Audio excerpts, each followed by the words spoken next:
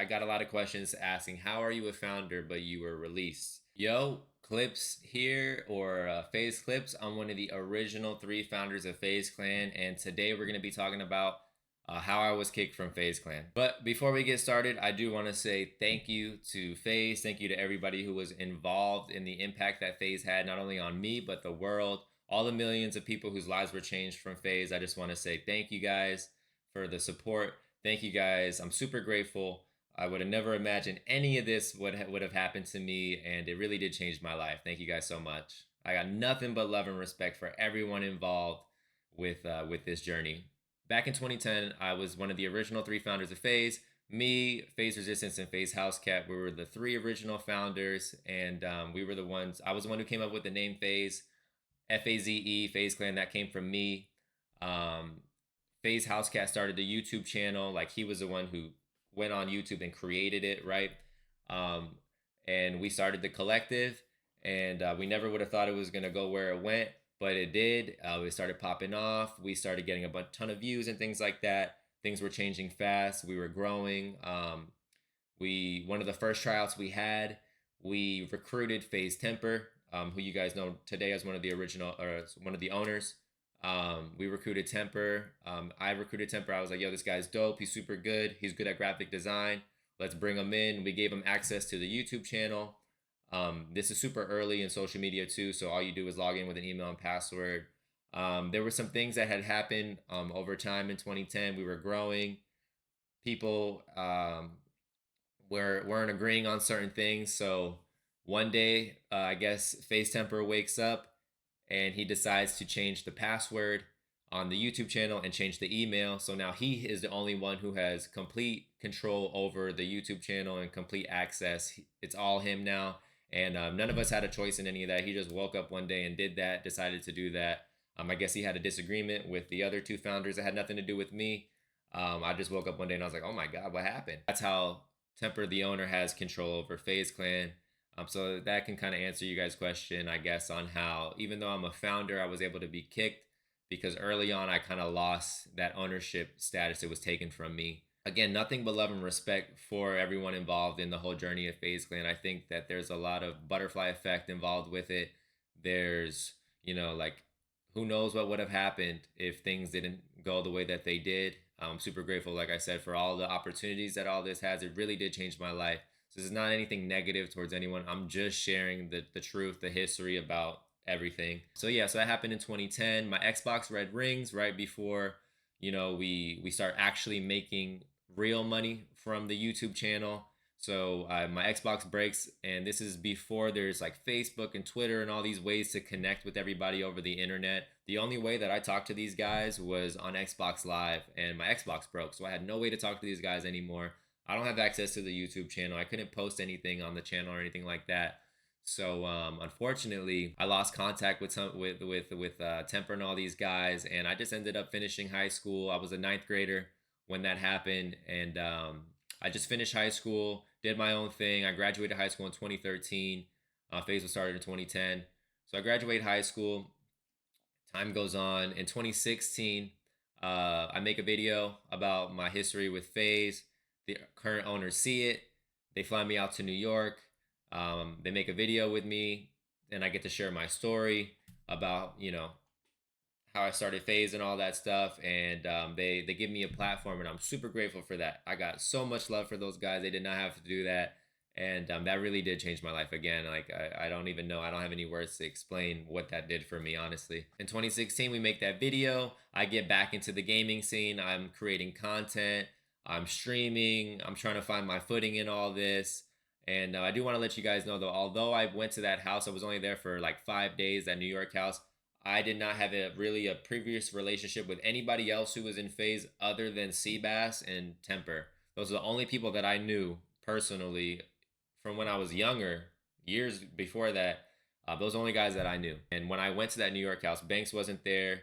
He was going through his own personal things. It was around that time, so he was out of the house. He was no longer really involved in the New York house from when I came in the scene. So I never got a chance to meet him. I never got a chance to be introduced to him. to really build a personal relationship with him at all. I was trying to find my way in all this. I was creating content 2017. I got into Fortnite. I started competing competitively in Fortnite, making, doing my thing, making an impact in that realm. After a Fortnite event that I did well in, representing FaZe Clan, um, they made a video reintroducing me as a content creator and things like that for FaZe, and that again changed my life even more. Got even more eyes on me, put even more fire under my butt to really make something happen. But again, I didn't live with these guys. I never lived in any of the FaZe content houses. The only relationship that I had really with these guys was I would show up to events. I would be invited to events from FaZe, and we would see each other. We would hang out for briefly at the event and kind of just go our separate ways. I fly back to where I go, they go back to where they go, and that was really it. We all follow each other on social media. We would, interact, with stories, like posts and things like that. But other than that, it wasn't like, we were really close at all. Especially because, like I said, we didn't live with each other. We didn't see each other every day. It was kind of hard to build that relationship. The only real like contacts that I had with FaZe was never really the owners or the founders, right? That you guys know, the Rain, Banks, Apex, Temper. I didn't really have an everyday contact with them. The only people that I really was in contact with was Seabass and some of the other staff that was involved in FaZe Clan. The like the back end people, the staff, the management. That's really who I would always talk to if I needed something. If they needed something from me, I would connect them with people who I thought that would make a good impact. And I've gotten people jobs at FaZe, things like that. I've given ideas. Some were used, some weren't. Maybe some were used for inspiration. Who knows, right? But I never really got a chance to, like I said, build a real relationship, maybe career wise or personal, with the team. Unfortunately, I really wish I could have. I wish I could have spent more time building that relationship. I wish I could have spent more time getting to know these guys. I really think that where I come from, my history on the internet, where my creative direction and my influence, my cultural background, all these things that made me who I am, made me create FaZe back then. I think there's a lot of similarities. There's a lot of ways that we could have did something, and some of the things that have already been done and that they're doing. I think that we were all kind of had the same vision, right? That's why we were some of the key members to taking this thing to the next level, especially the what you see today. As we all know, there was some controversy between some of the people involved and the business side of FaZe. That a lot of that stuff has nothing to do with me. I was just kind of outside looking in, like, wait, wow, I always thought these guys had it made. I really did think, I'm sure a lot of us did, I really thought that these guys were getting taken care of. I had no idea that all that stuff was going on in the back end. I really thought that they were eating. I thought that they were living good off of all this. I didn't know that they were getting screwed over the way that they were. So it really sucks to hear all that stuff because again, for so long I thought that they were just not really looking for my help. I thought that they weren't looking for me. I thought it was something personal against me.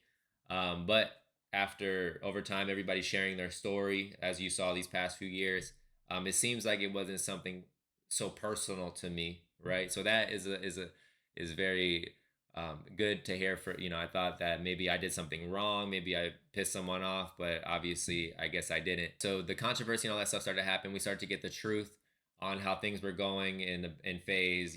Who was in really making the decisions, who was in charge, why things weren't the way that they should be. And that it's really sad to hear all that stuff, man. Especially seeing how big all of this was and how big it could have been if things were done the right way or if they were being done the right way. It's just super sad, and it sucks to see, just people get taken advantage of, man.